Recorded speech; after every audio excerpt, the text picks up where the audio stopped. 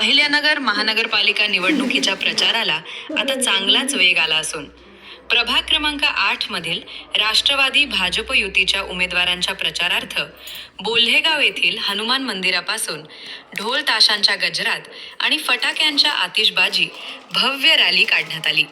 माजी खासदार सुजय विखे पाटील, आमदार संग्राम जगताप यांच्यासह नागरिक मोठ्या संख्येने रॅलीत सहभागी झाले होते.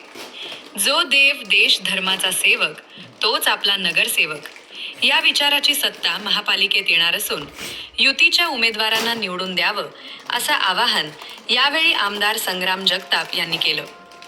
तर माजी खासदार सुजय विखे पाटील यांनीही युतीला निवडून देण्याचे आवाहन नागरिकांना केले आहे.